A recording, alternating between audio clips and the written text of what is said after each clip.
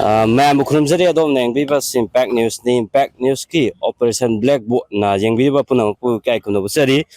ngasi gi Operation Blackboard ki episode asida yahangna pudun laise kui Kaching district ki aduga Kaching district headquarter mayon makta sulai diba kui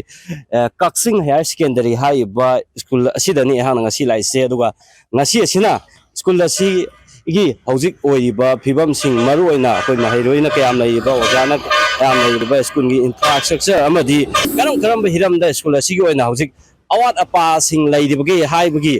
sab chaba pawdam madu miyamda pawdam nabgi damakta asigi episode asida khona mafam asi lakpani aduna manungda sangam matungda school gi hojik oiba phibam sing ado khoi miyamdo charak maroina khoina Kaching secondary asi hek yokpa matamda khwadi phajaba masak ama ubang ise koi school asigi mahairo sing asi ayamana ko cycle ngata sijinaba asimakna ko school asigi khwaidi phajaba masak ama num u phangi uga cycle sing maroina somna kanda leiriba ko nakal ama khaktana te nakal ani dani leise leiriba cycle mayam asi isina so school asigi mahirogi string do num mayam ubra khangbirangani Kaching higher secondary cycle shape se koi ani hai ta ani sida laiba cycle ni machine ase suki matik yami machine ta padi koi cycle sing asi uwa hek uwa matamda koi mahiro sing di udri adu bu cycle sing di ure cycle je uwa matamda anum school se mahiro suki matik yami hai badoma yamna mayek sengna uwa phang na koi cycle se ma phang khaida nong yu yawe aduna maram morakanda koi second sen manungda ising tungaga leba tongan phum sing leide duga leidiba second set ani asina su koi leidiba satram masingga janadre campus manung asisu leveling gi thabak ta tang watpa drainage system da tang hoba leidi maduna maram morakanda nong surako matamda school asigi tongan campus ki mafam singda sing tungduna leiri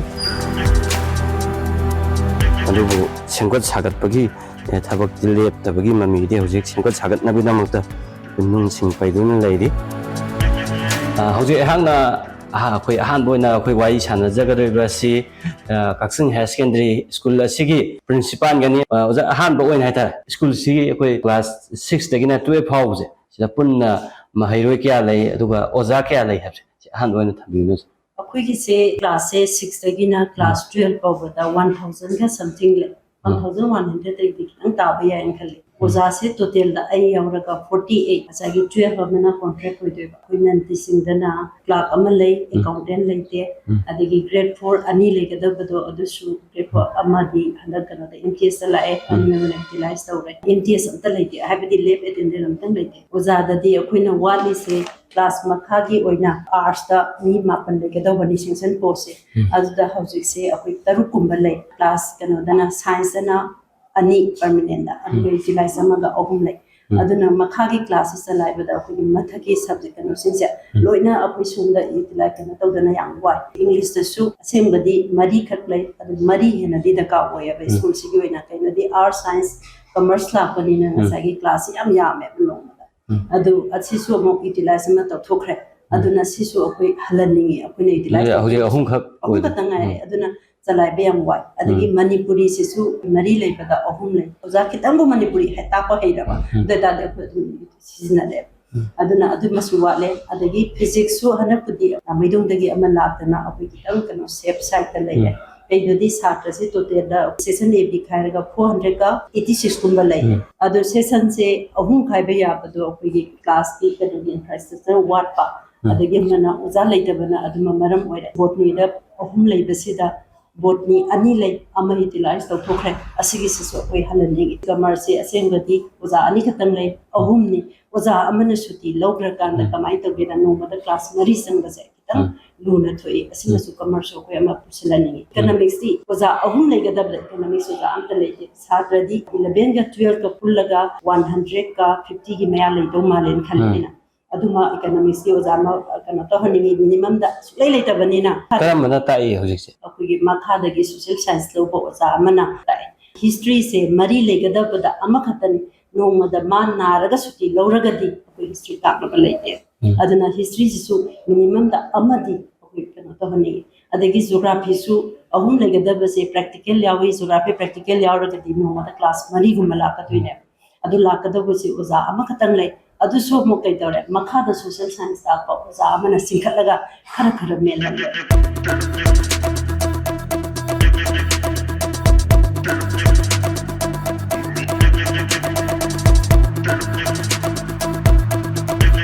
ꯑꯣꯖꯥꯁꯤꯡꯒꯤ ꯀꯃꯟꯔꯨꯝ ꯆꯪꯉꯀꯥꯟꯗ ꯑꯣꯖꯥꯁꯤꯡꯒꯤ ꯑꯋꯥꯠ ꯑꯄꯥ ꯉꯥꯏꯍꯥꯛ ꯁꯨꯝ ꯋꯥꯔꯤ ꯁꯥꯟꯅꯖꯒꯦ ꯑꯗꯣ ꯑꯣꯖꯥꯗꯤ ꯀꯔꯤ ꯗꯤꯄꯥꯔꯠꯃꯦꯟꯒꯤ ꯑꯣꯏꯗꯣꯏꯅꯣ Chemistry department gin. ꯀꯦꯃꯤꯁꯇ꯭ꯔꯤ ꯗꯤꯄꯥꯔꯠꯃꯦꯟꯒꯤꯗꯤ ꯀꯔꯤ ꯑꯋꯥꯠ ꯑꯄꯥ ꯂꯩꯒꯦ ꯀꯃꯥꯏ ꯂꯩꯒꯦ ꯑꯣꯖꯥ ꯀꯌꯥ ꯂꯩꯒꯦ ꯑꯣꯖꯥ Hojik se oza se punna di manga ne ba. Amana training sakhiba. Koi mari na hojik tai 11 12 se. ꯑꯋꯥꯠ ꯑꯄꯥꯗꯤ Thudopa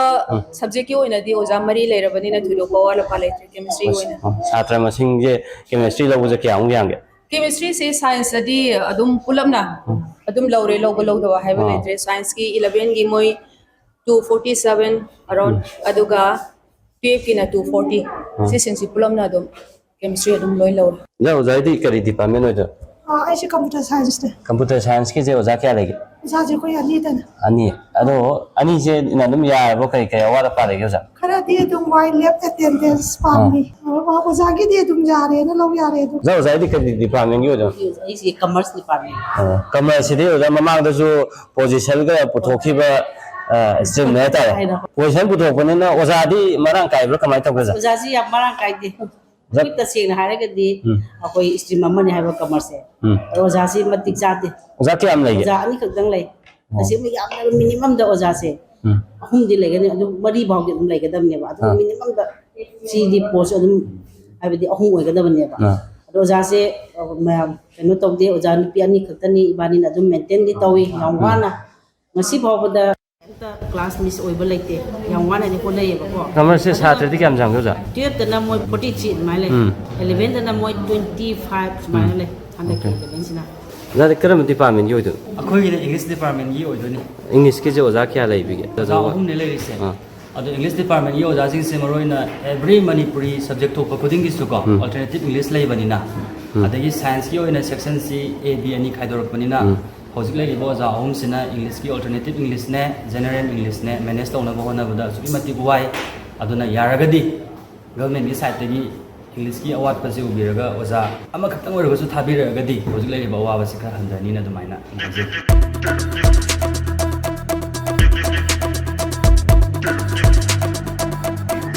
ꯁꯤꯒꯤ ꯔꯨꯝꯁꯤꯁꯨ ꯇꯤꯆꯔꯁ ꯀꯃꯟ ꯔꯨꯝ ꯑꯃꯅꯤ ꯍꯥꯏ ꯑꯣꯖꯥꯒꯤ ꯇꯤꯆꯔꯁ ꯀꯃꯟ ꯔꯨꯝꯁꯦ ꯑꯅꯤ ꯁꯨꯕ ꯃꯥꯜꯂꯦ ꯑꯣꯖꯥ ꯀꯩ ꯗꯤꯄꯥꯔꯠꯃꯦꯟꯒꯤ ꯑꯣꯏꯗꯣꯏꯅꯣ ꯏꯖꯨꯀꯦꯁꯟ ꯗꯤꯄꯥꯔꯠꯃꯦꯟꯁꯦ ꯑꯣꯖꯥ ꯀꯌꯥ ꯂꯩꯒꯦ Koi ani lai. ꯑꯅꯤꯁꯤꯅ ꯂꯩꯔꯤꯕ ꯁꯥꯇ꯭ꯔꯉꯩꯁꯤꯒ ꯀꯩꯅꯣ ꯇꯧꯕ ꯃꯇꯝꯗ ꯐꯖꯅ ꯑꯗꯨꯝ ꯌꯥꯏꯌꯦꯅ ꯈꯟꯕ꯭ꯔꯥ ꯋꯥꯠꯂꯦ ꯈꯟꯕꯤꯕ꯭ꯔꯣ Hoi hꯧꯖꯤꯛꯀꯤꯕꯨꯗꯤ ꯑꯗꯨꯝ ꯌꯥꯅꯤ ꯍꯥꯏꯅ ꯈꯜꯂꯦ ꯂꯣꯏꯅ ꯑꯗꯨꯝ ꯇꯧꯕꯗ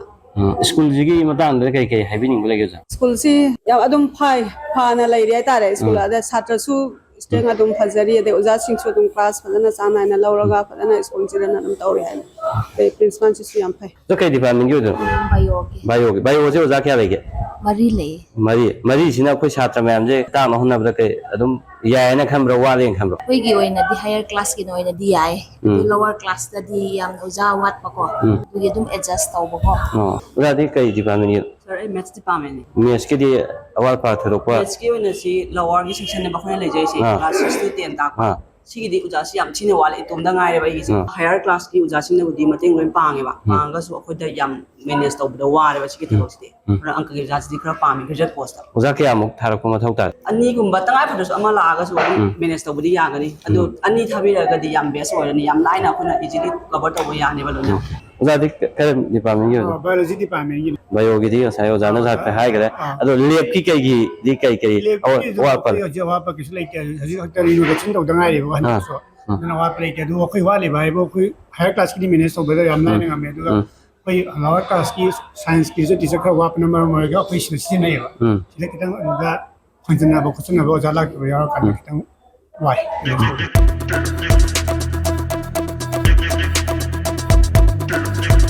ꯑꯩꯈꯣꯏꯅ ꯃꯦꯟ ꯑꯣꯏꯅ ꯍꯥꯏꯅꯤꯡꯉꯤꯁꯤ ꯀ꯭ꯂꯥꯁꯔꯨꯝꯁꯦ ꯈꯔꯁꯨ ꯋꯥꯠꯂꯦ ꯍꯥꯏꯕꯗꯤ ꯉꯁꯥꯏꯒꯤ ꯃꯥꯒꯤ ꯇꯣꯉꯥꯟꯕ ꯁꯕꯖꯦꯛ ꯍꯥꯏꯗꯤ ꯑꯣꯜ ꯗꯤ ꯀꯩꯅꯣ ꯃꯥꯒꯤ ꯇꯣꯉꯥꯟꯕ ꯇꯧꯔꯀꯥꯟꯗ ꯀ꯭ꯂꯥꯁꯔꯨꯝ ꯑꯅꯤꯈꯛꯇꯪ ꯑꯦꯛꯁꯇ꯭ꯔꯥ ꯂꯩꯌꯦ adagi amana nupimsa tamni nupamsa tambani na akhina ngasagi medical gi room moina na bakai ba angang wan thala ba thu in thalo adum ba ka so ki da ka infrastructure kitang hagelani practically room se satra mayam siga tawraga de 12 ki tawraga na 214 practical tawraga doise satra si salakta ba adagi ozagi phambam leita ba tuna handakti kitang akhina paisa kana tawraga kitang di sengalaga so ka di sa thokpa ya da banina aduma aduga 106 lakh ama budi akhoi kana tawre sarkar gi maike da haijaning se akhoi gi se school phagalan si mission da su fast phase da yaure handak su ki kana gi kaksing district ki oina pm Sri school da akhoi se select tawi aduna yaraga di satra sing si so akhoi da tammi si se mafam yam na tammi district taruk tagi la pa satra ni hadi se karong lakani sande lakani adagi Thobal district tagi yauri Kasing district yauri Tenopal district yauri aduna district se yambanina adagi satra sing gi si lamna leibanina moida hostel gi so hojik sangadi asisu kitang thuna akhina sarkari kuna dagi kitang thuna sangahani satra se akhina kitang hengat laga angan sing se pressure am lei emission tawge se hojik so pressure piri adu ka leitabani se sing thaiba su ngamde aduna yaragadi akhoi se ka si khara su kitang infrastructure hengalani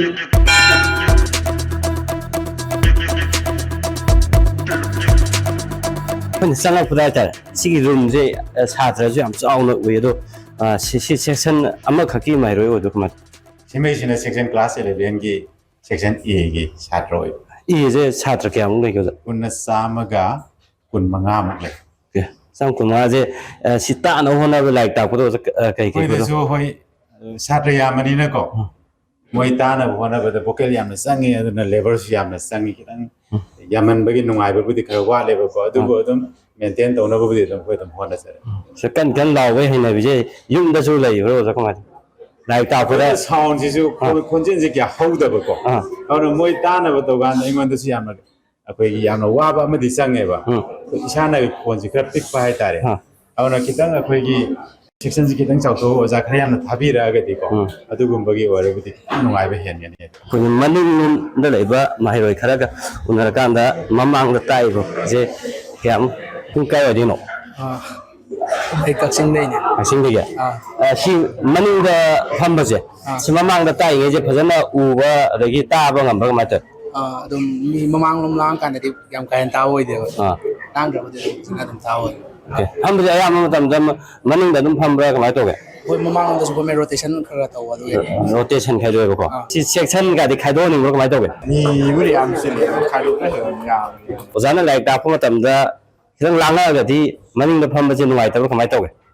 nuai te to si se khai ba room gi sida smai phamba je sidi sa da aki bo phau dro aki ba se kitang khai do de kuma sun toro kan da di ko da kaya ni ki bu jam hoy si semaning bro mai to ge semaning si semaning bro mai to ge Fajan tabusu ngamde aduga langba ninba khotpa tawbanina obasu phang adu sin ba ji ka mai to senba do ngamna ba do ora do dum wala ho ga su mamang phamba kamu da gi sala ga sinare ba ko ti anop su loi hapani na phajna u ngam bro ai budi ngamde ta ba di tabusu mi langan ta mi na maningdagi lang padati phajana ta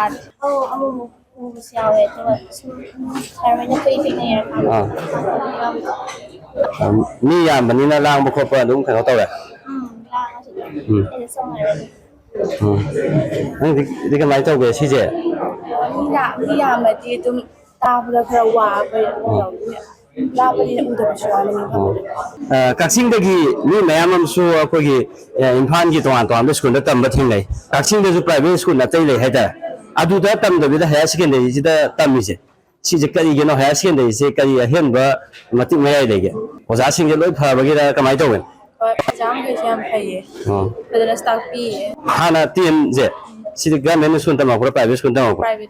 private tam mi da lai ta ki ba gi teaching method style me am do adu ka si gi higher secondary ji ga kari kari khena bu adum chap mane private ta ku do shile ta ku she do ozana dum phajana ta pi bani na chap mane oza de dum pha ba hande le ta ku dum phajana dum ta pi cha tra wai da government school tamger private school tamger tuition sa 20 paisa ꯆꯞ ꯃꯥꯟꯅꯅ ꯇꯤꯡꯗꯣꯏꯅꯦ ꯑꯗꯨꯒꯤ ꯁꯔꯨꯛꯄꯨꯗꯤ government school ꯇꯝꯃꯒ ꯄ꯭ꯔꯥꯛꯇꯤꯁꯟ ꯐꯖꯅ ꯇꯧꯔꯒ ꯑꯗꯨꯅ ꯐꯕ ꯍꯧꯖꯤꯛ ꯃꯍꯩꯔꯣꯏ ꯃꯌꯥꯝ ꯐꯝꯕ ꯔꯨꯝꯗꯨꯒꯤ ꯁꯤꯒꯤ ꯃꯌꯥꯝ ꯐꯝꯃꯤꯕ ꯔꯨꯝꯁꯤꯒꯤ ꯆꯪꯐꯝꯁꯦ ꯉꯁꯥꯏ ꯃꯅꯤꯡꯁꯨ ꯆꯦꯛꯈꯥꯏꯍꯧꯔꯦ ꯑꯗꯨꯒ ꯁꯤꯁꯨ ꯆꯦꯛꯈꯥꯏ ꯍꯥꯏꯇꯥꯔꯦ ꯑꯗꯨꯅ ꯁꯤ ꯐꯖꯅ ꯃꯦꯖꯔ ꯔꯤꯄꯦꯌरिꯡ ꯇꯧꯍꯧꯗ꯭ꯔꯒꯗꯤ ꯍꯌꯦꯡ ꯁꯤꯁꯤꯅ ꯀꯔꯤꯒꯨꯝꯕ ꯈꯨꯗꯣꯡꯊꯤꯕ ꯑꯃ ꯊꯣꯛꯂꯛꯑꯒꯗꯤ ꯍꯌꯦꯡ ꯃꯇꯝꯗꯨꯗ ꯏꯔꯥꯡ ꯃꯌꯥꯝ ꯂꯥꯛꯄ ꯌꯥꯏ ꯑꯗꯨꯅ ꯏꯔꯥꯡ ꯂꯥꯛꯇ꯭ꯔꯤꯉꯩꯗ ꯑꯗꯨꯒ ꯀꯥꯏꯕꯁꯤꯁꯨ ꯍꯦꯟꯖꯟꯗ꯭ꯔꯤꯉꯩꯗ ꯒꯚꯔꯟꯃꯦꯟꯠꯒꯤ ꯁꯥꯏꯠꯇꯒꯤ ꯑꯩꯈꯣꯏ ꯃꯦꯖꯔ ꯔꯤꯄꯦꯌरिꯡꯁꯦ ꯌꯥꯝꯅ ꯆꯥꯎꯅ ꯃꯊꯧ ꯇꯥꯏ ꯑꯗꯨꯒ ꯁꯤꯒꯤ ꯐ꯭ꯂꯣꯔꯤꯡꯁꯤꯡ ꯑꯁꯤꯁꯨ ꯌꯥꯝ ꯁꯥꯡꯅ ꯀ꯭ꯔꯦꯛ ꯂꯣꯏ ꯆꯠꯂꯦ ꯁ꯭ꯀꯨꯜꯁꯦ ꯑꯩꯈꯣꯏ ꯑꯔꯤꯕ ꯁ꯭ꯀꯨꯜꯗꯒꯤ ꯃꯈꯥꯁꯦ ꯁꯦꯝꯖꯤꯟꯈꯤꯕꯒꯤ ꯃꯃꯤꯅꯦ ꯑꯥꯗ ꯃꯊꯛꯇꯅ ꯂꯩꯕꯥꯛꯅ ꯋꯥꯏ ꯇꯩꯔꯒ ꯃꯈꯥꯗꯅ ꯆꯦꯛꯅ ꯑꯃꯨꯛꯇꯣꯏꯁꯤ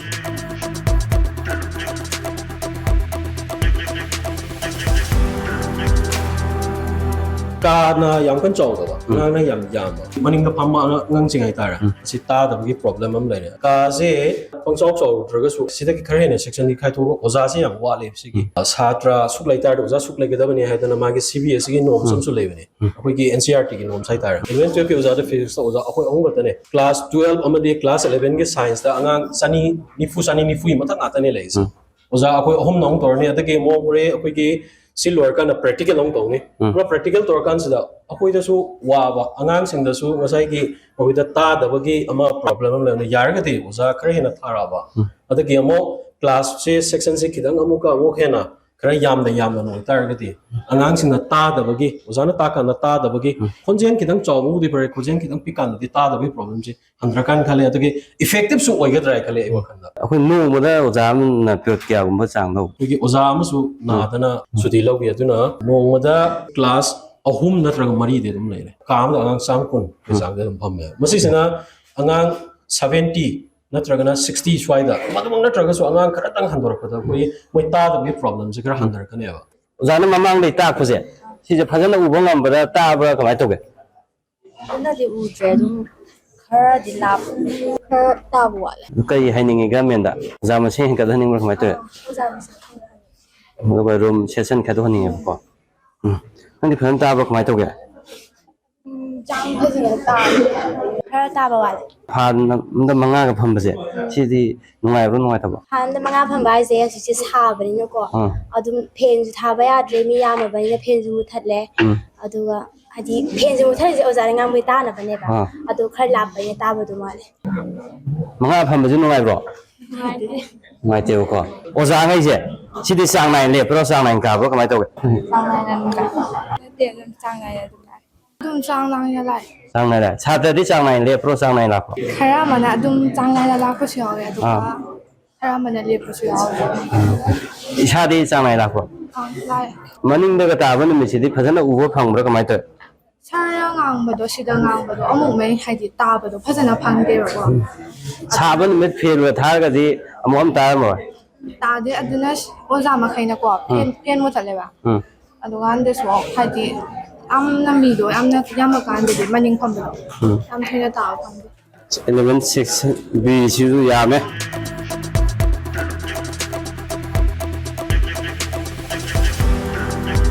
ꯁꯤ ꯃꯅꯤꯡꯗ ꯐꯝꯕꯁꯦ ꯃꯃꯥꯡꯗ ꯇꯥꯛꯄꯁꯦ ꯐꯖꯅ ꯇꯥꯕ ꯉꯝꯕ꯭ꯔꯥ ꯑꯗꯨꯝ ꯑꯣꯖꯥꯅ ꯇꯞꯅ ꯉꯥꯡꯕ ꯌꯥꯎꯕꯅꯤ ꯇꯥꯗꯕꯁꯨ ꯌꯥꯎꯋꯦ ꯈꯔꯗꯤ ꯋꯥꯔꯦ ꯑꯗꯣ ꯁꯤ ꯁꯦꯛꯁꯟꯁꯦ ꯈꯔ ꯈꯥꯏꯗꯣꯛꯍꯟꯅꯤꯡꯕ꯭ꯔꯥ ꯀꯃꯥꯏꯅ ꯇꯧꯋꯦ ꯈꯔ ꯈꯥꯏꯗꯣꯛꯍꯟꯅꯤꯡꯉꯦ ꯇꯥꯕꯁꯤ ꯉꯝꯗꯦ ꯇꯥꯕ ꯉꯝꯗꯦ ꯐꯖꯅ ꯇꯥꯕ ꯉꯝꯗꯦ ꯇꯥꯕ ꯉꯝꯗꯦ ꯎꯕ ꯈꯣꯠꯄꯗꯤ ꯀꯃꯥꯏꯅ ꯇꯧꯒꯦ ꯁ꯭ꯀꯨꯜ ꯑꯇꯩ ꯈꯟꯗꯕꯤꯗ ꯀꯛꯆꯤꯡ ꯍꯥꯏꯌꯔ ꯁꯦꯀꯦꯟꯗꯔꯤ ꯈꯜꯂꯤꯁꯦ ꯁꯤꯁꯦ ꯀꯔꯤꯒꯤꯅꯣ ꯀꯛꯆꯤꯡ ꯍꯥꯏꯌꯔ ꯁꯦꯀꯦꯟꯗꯔꯤꯁꯤ ꯌꯥꯝꯅꯁꯨ ꯐꯕ ꯐꯩ ꯇꯥꯕ ꯑꯗꯨꯒ ꯑꯩꯈꯣꯏꯒꯤ ꯑꯣꯖꯥ ꯃꯈꯩꯁꯤ ꯌꯥꯝꯅ ꯀꯣꯑꯣꯄꯔꯦꯠ ꯇꯧꯋꯦꯕ ꯂꯣꯏꯅꯕ ꯌꯥꯝ ꯅꯨꯡꯉꯥꯏ ꯑꯗꯣ ꯑꯩꯈꯣꯏꯅ ꯈꯪꯗꯕ ꯋꯥꯍꯪ ꯍꯪꯕꯗꯁꯨ ꯐꯖꯅ ꯍꯥꯏꯕꯤꯕ ꯂꯥꯡꯉꯗꯤ ꯇꯥꯕ ꯈꯔ ꯋꯥꯠꯂꯦ ꯇꯥꯕ ꯈꯔ ꯋꯥꯠꯂꯦ ꯑꯗꯨ ꯅꯣꯏꯁꯦ ꯆꯥꯕ ꯃꯁꯤꯡ ꯍꯦꯟꯀꯠꯂꯒ ꯁꯦꯁꯟ ꯈꯔ ꯈꯥꯏꯗꯣꯛꯄ ꯃꯊꯧ ꯇꯥꯏꯅ ꯈꯟꯕ꯭ꯔꯣ ꯇꯥꯗꯦꯅ ꯈꯟꯕ꯭ꯔꯣ ꯇꯥꯏ ꯈꯔ ꯂꯥꯏꯔꯤꯛ ꯇꯝꯕꯗ ꯃꯃꯥꯡꯗ ꯈꯔ ꯍꯥꯏꯒꯠꯂ ꯇꯝꯕꯅꯤꯅ ꯐꯩ ꯑꯗꯨꯒ ꯁꯤꯁꯤꯅ ꯁꯨꯝ ꯑꯩꯈꯣꯏ ꯏꯆꯦ ꯀꯣꯏꯔ ꯇꯝꯃꯀꯥꯟꯗ ꯁꯨꯝ ꯏꯁꯇ꯭ꯔꯤꯛ ꯈꯔ ꯑꯣꯏ ꯍꯥꯏꯕ ꯑꯗꯨꯗꯨꯒꯤ ꯂꯥꯏꯔꯤꯛꯇꯤ ꯐꯖꯅ ꯇꯥꯛꯄ꯭ꯔꯣ ꯀꯃꯥꯏꯅ ꯇꯧꯒꯦ ꯐꯖꯅ ꯇꯥꯏ ꯑꯣꯖꯥ ꯃꯁꯤꯡ ꯋꯥꯠꯄ ꯑꯗꯒꯤ ꯏꯟꯐ꯭ꯔꯥꯁꯇ꯭ꯔꯛꯆꯔ ꯂꯩꯇꯕꯅꯤꯅ ꯁꯥꯇ꯭ꯔꯁꯤ ꯌꯥꯝꯅ ꯐꯝꯕ ꯍꯥꯏꯇꯥꯔꯦ ꯀ꯭ꯂꯥꯁꯔꯨꯝꯁꯤ ꯌꯥꯝ ꯂꯩꯔꯒꯗꯤ ꯍꯥꯏꯗꯤ ꯁꯥꯇ꯭ꯔꯁꯤꯡꯁꯤ ꯑꯩꯈꯣꯏꯅ 50-50ꯒꯨꯝꯕ ꯁꯤꯟꯗꯣꯛꯑꯗꯤ ꯌꯥꯝꯅ ꯏꯐꯦꯛꯇꯤቭ ꯑꯣꯏꯒꯗꯕꯅꯦꯕ ꯃꯁꯤ ꯁ꯭ꯀꯨꯜꯒꯤ ꯃꯔꯥ ꯅꯠꯇꯦ ꯁꯔꯀꯥꯔꯅ ꯁꯤꯜꯂꯛꯇꯕꯒꯤ ꯍꯥꯏꯇꯥꯔꯦ ꯑꯩꯈꯣꯏꯗꯤ ꯌꯥꯝ ꯗꯤꯃꯥꯟ ꯇꯧꯖꯕꯅꯤ ꯑꯗꯨꯅ ꯑꯣꯖꯥ ꯀꯩ ꯁꯕꯖꯦꯛꯀꯤ ꯑꯣꯏꯗꯣ ꯃꯦꯊꯃꯦꯇꯤꯛꯁꯀꯤ ꯃꯦꯊꯃꯦꯇꯤꯛꯁ ꯁꯕꯖꯦꯛ ꯑꯣꯖꯥ ꯀꯌꯥ ꯂꯩꯒꯦ ꯃꯦꯊꯃꯦꯇꯤꯛꯁꯤ ꯑꯩꯈꯣꯏ ꯑꯣꯖꯥ mari lay bisira arts commerce tong stream lo arts su lo ba commerce lo ba adi science lo bani na science strategy sani ifu yang kai li thokren no mo da period kya ko loge da no mo da period ohum 6 7 8 9 10 ji sat oza yang wa le ba ko aduna koi lecture mai se ayam na form ju tang khai am lo ne ba aduna period si hangre aduna class keno da gi da 6 graduate teachers ka gi thogang su lore lo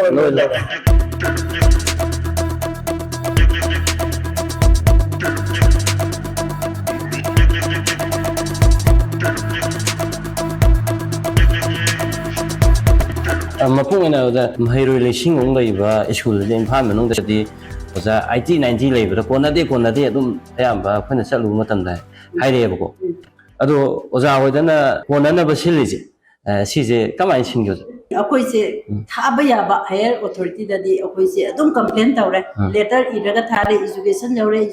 commissioner yore loina thare adu upai leitabani na kamai tawrege na class oza khitang bu ta pa hairaga di english oilen khalone science haire home science oza na khoi singsila ta ale egi ma haibadi upai leitabani na kaino di class he kan tawdraga di kamai tawre sata singsi ko education ni class ek to phuna ge tawre kaino haibadi ngasai class hangba yada bani na oza singsi hanadi mamang da di ko oza ni ami ni aga koina paisa akoi own pocket da school ni pha kano dagi handagi piraga tumaina ni ami adu handak su akoina ne siran taw butuda akoi nektre kaino ni yana ba kaino di satra gi paisa du lana sina ba pam da bani na atopa mo gi development da akoina sagat kena khan bani na atumaina tawraga ya wana aduna akoi se BP ga principal ga akoi se thong ko chen jela ga leire kaino di akoina so dum class sange kaino haibadi class ho ba ya da bani na history lactrin khalo oza BP na ni khangge ainu ni khangge atumaina sanga ga ngaki mena na ba atumaina tawraga mapung ina khoi kaksing higher secondary hai ba school asi khoi tonga district ke su lakpa aduga por kaksing gi miam se maru ina khoi school sida thaja ba tham kan da tam bagi sang se sugi mati ya me aduga kaksing gi miam se khoi lai sugi mangan da su manipur gi na mangjin thana satli hai ba si tonga ba UPSC ni loba MPSC ni loba tonga ba examination kya da su kaksing dagi masak nai ba mioi kya ama thoga hojik manipur gi administration gi thabak thom sing da mayam ma yauri bani aduna khoi gi miyam maikai so gi miyam na khoi gi thaja ba thami ba school sida khoi lainga ki maikai dagi ahian ba thaja ba ama thambagi adugumba tangai phadaba adumadi leiri haiba wafam duni maruina oza duga atopa school sigi ona sengkwa saga pa adagi oza gi oiro kairo oza na hojik haiba aduna ta tai kai awala pa sum nei bi horiga school se school phagara che mission na su leire adagi amana PM3 school su yaure aduna akhoi gi awat pa haitare extra room akhoi kar pamse adagi amana asagi infrastructure physics idi hojik sagalanya na haire chemistry ka bio ga lab su we khara sagata da ka we na khali aduma su aduga award pa osa singse su akhina asagi thabirak na ba haitare kanu se asagi science ki graduate teacher da su koi asai minimum da akoi ani da ka oi maths yaw da ka oi re arts su english yaw ba english no ba subject ki oza adi any subject atu su akoi सरकार की मैकेदा कोई थमजरी अमना अदगी geography से कोई minimum दा अमा अदगी history सु minimum दा अमा अदुमाइना तवरगा कोई कनु से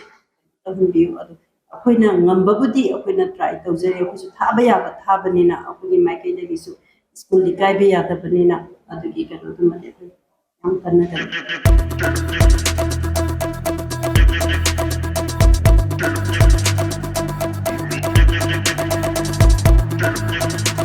asi lab ki se si di kari awala pa lege kamai to kem wata ba kamai awala pa haibabu yamna laboratory gi oina di yamna wali haizaba tare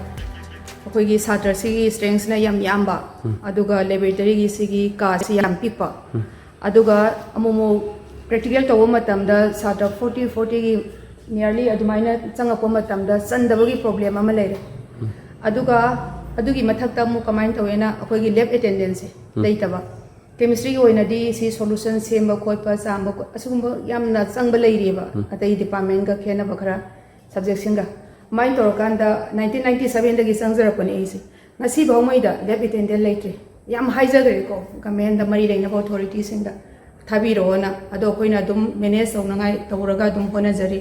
ꯌꯥꯝꯅ ꯈꯨꯗꯣꯡꯆꯥꯗꯕ ꯂꯩ ꯑꯗꯨꯒꯤ ꯑꯗꯨꯒ ꯁꯤꯒꯤ ꯀ꯭ꯂꯥꯁꯔꯨꯝ ꯍꯥꯏꯕꯗꯤ ꯂꯦꯕꯣꯔꯦꯇꯔꯤ ꯔꯨꯝꯁꯤ ꯑꯁꯤꯁꯨ ꯃꯇꯤꯛ ꯆꯥꯗꯕ ꯍꯥꯏꯕꯗꯨꯃ ꯑꯣꯏꯔꯦ ꯈꯤꯇꯪ ꯁꯤ ꯁꯦꯝꯗꯣꯛ ꯁꯥꯗꯣꯛ ꯇꯧꯗꯅ ꯒꯚꯔꯟꯃꯦꯟꯠꯒꯤ ꯁꯥꯏꯠꯇꯒꯤ ꯇꯧꯕꯤꯔꯛꯑꯒꯗꯤ ꯌꯥꯝ ꯅꯨꯡꯉꯥꯏꯖꯒꯅꯤ ꯄ꯭ꯔꯦꯛꯇꯤꯀꯦꯜ ꯂꯦꯕꯁꯦ ꯐꯤꯖꯤꯛꯁ ꯗꯤꯄꯥꯔꯠꯃꯦꯟꯠꯒꯤ ꯀꯔꯤ ꯑꯋꯥꯠ ꯑꯄꯥꯁꯤꯡ ꯊꯦꯡꯅꯕꯤꯒꯦ ꯑꯋꯥꯠꯄꯁꯤꯗꯤ ꯐꯖꯅꯗꯤ ꯂꯩꯔꯦ ꯍꯧꯖꯤꯛ ꯂꯩꯔꯤꯕ ꯈꯨꯠꯂꯥꯏꯁꯤꯡꯁꯦ ꯑꯍꯟꯕꯗꯤ ꯌꯥꯝ ꯌꯥꯎꯗ꯭ꯔꯦ ꯑꯍꯟꯕ ꯈꯔ ꯌꯥꯎꯔꯤ ꯑꯗꯨꯒ ꯁꯥꯇ꯭ꯔ ꯃꯁꯤꯡꯁꯦ ꯒ꯭ꯔꯨꯞ ꯑꯃꯗ ꯑꯉꯥꯡ 94 94 ꯁꯨꯃꯥꯏꯅ ꯌꯧꯔꯀꯥꯟꯗꯨꯗ ꯈꯨꯠꯂꯥꯏ ꯑꯃꯗ ꯑꯉꯥꯡ 6 ꯄꯨꯟꯕ ꯑꯉꯥꯡ 10 ꯍꯦꯛ ꯄꯨꯟꯕꯁꯨ ꯌꯥꯎꯏ ꯈꯨꯠꯂꯥꯏ ꯌꯥꯝꯗꯕꯅꯤꯅ ꯀꯔꯤꯒꯨꯝꯕ ꯄꯥꯔꯇꯤꯀꯨꯂꯔ ꯑꯦꯛꯁꯄꯦꯔꯤꯃꯦꯟ ꯑꯃꯗꯗꯤ ꯈꯨꯗꯝ ꯑꯣꯏꯅ ꯍꯥꯏꯔꯀꯥꯟꯗ ꯑꯩꯈꯣꯏꯒꯤ ꯄꯦꯟ ꯖꯪꯁꯟ ꯗꯥꯏꯠꯄꯨ ꯍꯥꯏꯔꯣ ꯈꯨꯠꯂꯥꯏꯁꯦ 2-3 ꯈꯛꯇ ꯂꯩ ꯑꯗꯨꯅ ꯑꯉꯥꯡ 94ꯗꯨꯗꯤ ꯌꯦꯜꯂꯀꯥꯟꯗꯗꯤ ꯌꯥꯗ꯭ꯔꯦ ꯑꯗꯒꯤ ꯑꯃꯨꯛ ꯂꯩꯔꯤꯕ ꯏꯟꯐ꯭ꯔꯥꯁꯇ꯭ꯔꯛꯆꯔ ꯑꯩꯈꯣꯏꯒꯤ ꯄꯣꯠ ꯆꯩ ꯃꯁꯤꯁꯨ ꯌꯥꯝ ꯂꯤꯔꯦ ꯑꯥꯎꯠꯗꯦꯇꯦꯠ ꯑꯣꯏꯕ ꯌꯥꯎꯔꯦ ꯁꯤꯖꯤꯟꯅꯕ ꯌꯥꯗꯕ ꯌꯥꯎꯔꯦ ꯃꯥꯡꯗꯧꯔꯤꯕ ꯑꯩꯈꯣꯏꯒꯤ ꯁꯤꯒꯤꯁꯦ ꯑꯔꯨꯝꯕ ꯑꯣꯟꯕꯒꯤ ꯐꯤꯖꯤꯀꯦꯜ ꯕꯦꯂꯦꯟꯁ ꯀꯧꯋꯦ ꯃꯁꯤꯁꯦ ꯍꯧꯖꯤꯛꯀꯥꯟꯗꯤ ꯁꯤꯖꯤꯟꯅꯗ꯭ꯔꯕꯅꯤ ꯁꯤꯁꯦ ꯗꯤꯖꯤꯇꯦꯜ ꯑꯌꯥꯝꯕ ꯂꯣꯏ ꯂꯥꯛꯑꯦ ꯑꯗꯨꯒ ꯃꯁꯤ ꯒꯣꯔꯃꯦꯟꯠꯅ ꯄꯤꯔꯛꯑꯦ ꯍꯥꯏꯔꯒꯁꯨ ꯄꯥꯟꯈꯠꯀꯥꯟꯗ ꯏꯟꯁꯇꯣꯂꯦꯁꯟ ꯇꯧꯔꯀꯥꯟꯁꯤꯗ ꯁꯤꯖꯤꯟꯅꯕ ꯌꯥꯗꯕ ꯑꯣꯏꯔꯦ ꯑꯗꯒꯤ ꯍꯧꯖꯤꯛꯀꯥꯟꯗꯤ ꯁꯨꯝꯕꯗꯁꯨ ꯁꯤꯁꯨ ꯁꯤꯖꯤꯟꯅꯗ꯭ꯔꯦ ꯑꯗꯒꯤ ꯑꯃꯨꯛ ꯑꯩꯈꯣꯏꯒꯤ ꯂꯩꯔꯤꯕ ꯈꯨꯠꯂꯥꯏꯁꯤꯡꯁꯦ ꯑꯞꯗꯦꯠ ꯇꯧꯗꯕꯒꯤ ꯍꯥꯏꯇꯥꯔꯦ ꯑꯗꯨꯅ ꯑꯋꯥꯠꯄ ꯃꯌꯥꯝ ꯑꯃꯗꯤ ꯂꯩꯔꯦ ꯂꯩꯅꯅꯕꯕꯨꯗꯤ ꯁ꯭ꯀꯨꯜꯒꯤ ꯇꯔꯞꯇꯒꯤꯕꯨꯗꯤ ꯑꯩꯈꯣꯏꯗ ꯏꯟꯁꯇ꯭ꯔꯛꯁꯟꯕꯨꯗꯤ ꯂꯩꯔꯦ ꯑꯗꯨ ꯁꯤꯃꯛꯅꯁꯨ ꯌꯥꯝ ꯀꯟꯅ ꯑꯉꯥꯡꯈꯩꯒꯤ ꯑꯋꯥꯠꯄꯗꯤ ꯃꯦꯟꯈꯠꯄꯗꯤ ꯉꯝꯃꯣꯏ ꯑꯋꯥꯠꯄ ꯃꯌꯥꯝ ꯑꯃ ꯂꯩ ꯃꯁꯤꯗ ꯑꯩꯈꯣꯏꯅ ꯇꯧꯍꯟꯅꯤꯡꯉꯤꯁꯤ ꯇꯣꯉꯥꯟ ꯇꯣꯉꯥꯟꯅ ꯃꯥꯒꯤ ꯁ꯭ꯄꯦꯁꯤꯐꯤꯛ ꯔꯦꯛ ꯍꯥꯏꯗꯣꯏꯔꯥ ꯀꯩ ꯍꯥꯏꯗꯣꯏꯅꯣ ꯃꯗꯨꯏꯗꯨꯗ ꯐꯖꯅ ꯈꯨꯠꯂꯥꯏꯁꯤꯡꯁꯤ ꯊꯝꯕ ꯑꯗꯒꯤ ꯑꯉꯥꯡꯈꯩꯒꯤ ꯅꯨꯡꯉꯥꯏꯅꯅꯕ ꯐꯝꯐꯝ ꯍꯥꯏꯔꯣ ꯁꯤꯁꯦ ꯈꯤꯇꯪ ꯑꯞꯒ꯭ꯔꯦꯗ ꯇꯧꯍꯟꯅꯤꯡꯉꯤ ꯑꯗꯨꯅ ꯌꯥꯔꯒꯗꯤ ꯁꯔꯀꯥꯔꯒꯤ ꯇꯔꯞꯇꯒꯤꯁꯨ ꯁꯤꯒꯨꯝꯕꯁꯤ ꯀꯔꯤ ꯀꯔꯤ ꯄꯤꯊꯔꯛꯄ ꯌꯥꯕꯅꯣ ꯁ꯭ꯀꯨꯜꯁꯤꯡꯗ ꯁ꯭ꯀꯨꯜ ꯐꯒꯠꯍꯟꯁꯤ ꯃꯤꯁꯟꯒꯤ ꯃꯈꯥꯗ ꯑꯉꯥꯡꯁꯤꯡꯗ ꯈꯨꯠꯂꯥꯏ ꯃꯁꯤꯡ ꯃꯇꯤꯛ ꯆꯥꯅ ꯊꯝꯕꯤꯔꯕ ꯑꯗꯨ ꯑꯣꯏꯔꯒꯗꯤ ꯑꯉꯥꯡꯁꯤꯡꯅ ꯍꯦꯟꯅ ꯍꯩꯕꯁꯨ ꯍꯦꯟꯒꯅꯤꯅ ꯈꯜꯂꯦ ꯈꯨꯠꯂꯥꯏ ꯑꯃꯗ ꯑꯉꯥꯡ 10 ꯌꯣꯝꯁꯤꯜꯂꯒꯗꯤ ꯈꯤꯇꯪ ꯃꯗꯨ ꯑꯉꯥꯡꯁꯤꯡꯗ ꯚꯥꯞ ꯇꯥꯕ ꯈꯔ ꯋꯥꯠꯀꯅꯤ ꯃꯁꯦ ꯁꯤꯅ ꯑꯩꯈꯣꯏ ꯂꯥꯏꯕ꯭ꯔꯦꯔꯤꯅꯤ ꯂꯥꯏꯕ꯭ꯔꯦꯔꯤꯒꯤꯁꯨ ꯍꯧꯖꯤꯛ ꯑꯋꯥꯠ ꯑꯄꯥ ꯀꯩꯀꯥ ꯑꯩꯈꯣꯏ ꯂꯩꯔꯤꯕ ꯑꯣꯖꯥꯁꯤꯡꯒ ꯋꯥꯔꯤ ꯁꯥꯟꯅꯔꯒ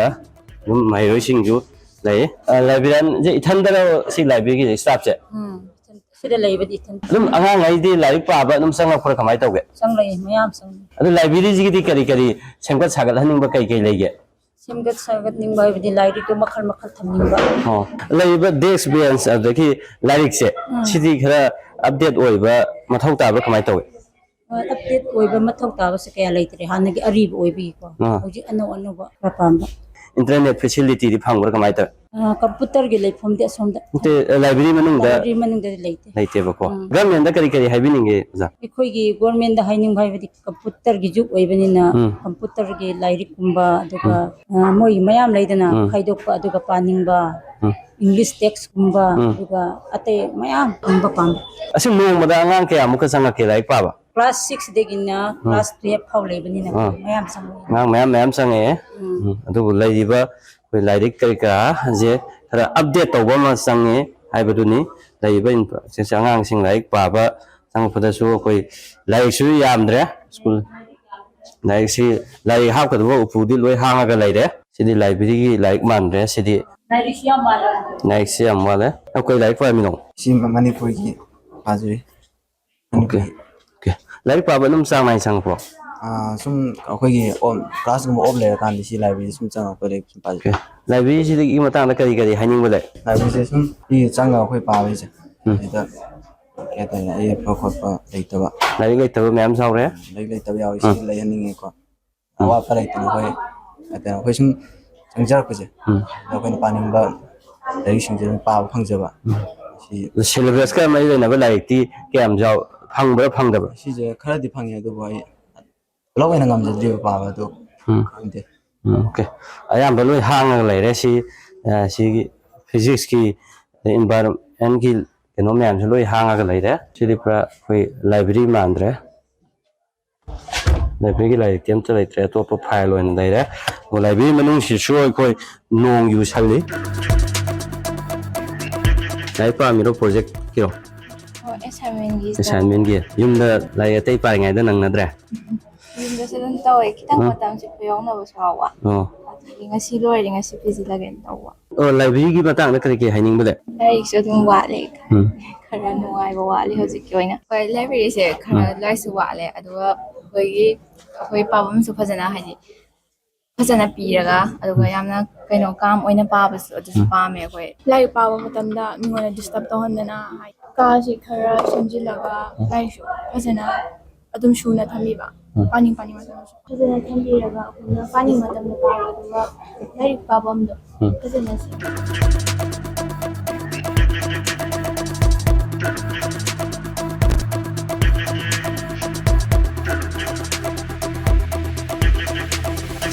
किचन ने कुक क्या लेगे अहम अदो कुक की बतांग गवर्नमेंट दा कई कई हनिंग लेगे ꯁꯥꯏꯅꯤꯡꯕꯗꯤ ꯌꯥꯝ ꯂꯩꯈ꯭ꯔꯦ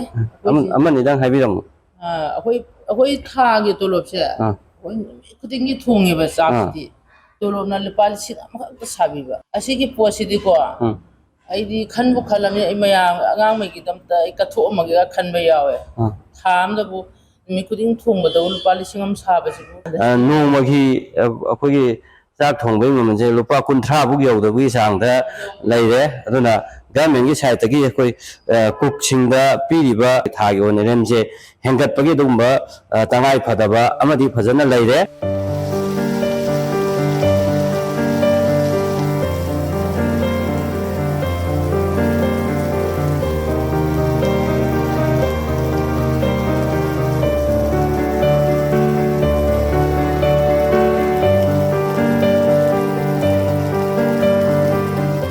ꯑꯩꯈꯣꯏꯅ ꯁ꯭ꯀꯨꯜꯁꯤꯗ ꯉꯥꯏꯍꯥꯛ ꯂꯩꯔꯤꯉꯩ ꯃꯅꯨꯡꯁꯤꯗ ꯆꯨꯈꯤꯕ ꯅꯣꯡ ꯑꯗꯨꯅꯤ ꯍꯧꯖꯤꯛꯁꯤꯗ ꯀꯦꯝꯄꯁꯀꯤ ꯇꯣꯉꯥꯟ ꯇꯣꯉꯥꯟꯕ ꯃꯐꯝꯗ ꯏꯁꯤꯡ ꯇꯨꯡꯉꯤꯁꯤ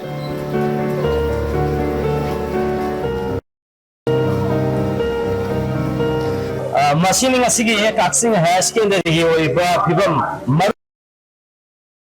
ꯍꯧꯖꯤꯛ ꯂꯩꯔꯤꯕ ꯇꯣꯉꯥꯟ ꯇꯣꯉꯥꯟꯕ ꯃꯍꯩꯔꯣꯏꯁꯤꯡꯒꯤ ꯁ꯭ꯇꯔꯦꯡ ꯑꯣꯖꯥꯁꯤꯡꯒꯤ ꯁ꯭ꯇꯔꯦꯡ ꯂꯣꯏꯅꯅ ꯁ꯭ꯀꯨꯜ ꯑꯁꯤꯗ ꯍꯧꯖꯤꯛ ꯂꯩꯔꯤꯕ ꯇꯣꯉꯥꯟ ꯇꯣꯉꯥꯟꯕ ꯑꯋꯥꯠ ꯑꯄꯥ ꯀꯌꯥ ꯑꯃ ꯉꯁꯤꯒꯤ ꯑꯦꯄꯤꯁꯣꯠ ꯑꯁꯤꯗ ꯃꯤꯌꯥꯝꯅ ꯃꯤꯠꯌꯦꯡ ꯇꯥꯕꯤꯈ꯭ꯔꯦ ꯃꯔꯨꯑꯣꯏꯅ ꯂꯩꯉꯥꯛꯀꯤ ꯃꯥꯏꯀꯩꯗꯒꯤ ꯑꯩꯈꯣꯏꯒꯤ ꯏꯝꯐꯥꯜ ꯃꯅꯨꯡꯒꯤ ꯇꯣꯉꯥꯟ ꯇꯣꯉꯥꯟꯕ ꯁ꯭ꯀꯨꯜꯁꯤꯡꯗ ꯑꯍꯦꯟꯕ ꯑꯣꯖꯥ ꯃꯌꯥꯝ ꯑꯃ ꯄꯩꯗꯨꯅ ꯂꯩꯔꯤ ꯍꯥꯏꯕꯁꯤ ꯏꯝꯄꯦꯛ ꯅ꯭ꯌꯨꯁꯀꯤ ꯃꯥꯏꯀꯩꯗꯒꯤꯁꯨ ꯑꯩꯈꯣꯏ ꯑꯣꯄꯔꯦꯁꯟ ꯕ꯭ꯂꯦꯛꯕꯣꯔꯗꯀꯤ एपिसोडसिंदा मियामदा उहनजखरे लैंगाकी उहनजखरे लैंगाकी जेंसिंगदबो लैंगाकी डिपार्टमेंटना जेंसिंबा लमनदबा मियाम खंगना अखोई इम्पैक्ट न्यूज की माइकेरी पुथोकांदा उखरे अदुना येरिबो ओजासिंग असि अखोई वालिबो स्कूलसिंग असिदा थानबुदमक्ता लैंगाकी माइकेदगी अथुबा मतमदा कोई थबक पाइखतपा मचंगी कोई हाना मणिपुर पॉपुलर गवर्नमेंट लेंगे मतमदा इम्फाल मंगल तोान तोान स्कूल पैसिलीब ओजासी लौथोप गमदबा पोलिटिकली प्रेसर लेबदगी गमदब्रा है वहां हंगरबने अखोई पॉपुलर गवर्नमेंट लेतब पीआर की गवर्नमेंट है ब्यूरोक्रेट ऑफिसर फुल पावर लेब फावद पैसिलुना ओजासी लौथोप गमद्रगदी इम्फाल मंगल नहान पैसलुना ओजासी कोई पॉलिटिकल मरी लेनद्रबरा ब्यूरोक्रेट ऑफिसर मखोग नंगब लोई नातर है वहां हंगनाई अचौब मरम ओरकनी मरम हाई वहांसिंग लाक्री मगोनना एजुकेशन डिपार्टमेंट की कोई सेक्रेटरी डायरेक्टर जॉइंट डायरेक्टर लोनना कंसर्न जेडीओ एआईडीआई मैमना स्कूल अवाद अपासीना मसक खंग लोनना मधुगी चप चाब थबक थवमसिंग लौखटपगी तंगाई फदब रिपोर्ट लैंगाकी मरी लेनबसिंगना तारबा येंगब मतुंगदा कई अनौब थबकसिंग पाइखलकपगे कोई तुंगना लैरिबा लैंगाकी अदो एम्प्लॉयीसिंग असि हौदोकनबगदमक्ता ऑपरेशन ब्लैकबोर्ड मखा ताना कोई तोंगान तोंगानबा एपिसोड सिंगदा मखोई असोयबसिंग अदु पुथोक नायगदो रायबा दु मियाम नायमिनबा मथौ तारी अदों लैकायदा लैबा लैंगाकी स्कूल की लैरिबा तोंगान तोंगानबा प्रॉब्लम सिंग मियाम अमदि लैंगाकता खंगनुबा पामगदि इम्पैक्ट न्यूज ता पाव फाबिरो इम्पैक्ट न्यूज की टीम अदों लैकायदा लाकांदा मणिपुर की एजुकेशन सिस्टम दा अहोंबा असुंबा माइगे मा पुनबा संसिलिबा ऑपरेशन ब्लैकबोर्ड असिदा मियाम सु सरुग याबियो दोम सु सरुग याबियो हाइबा वाफम मसि थमजरी।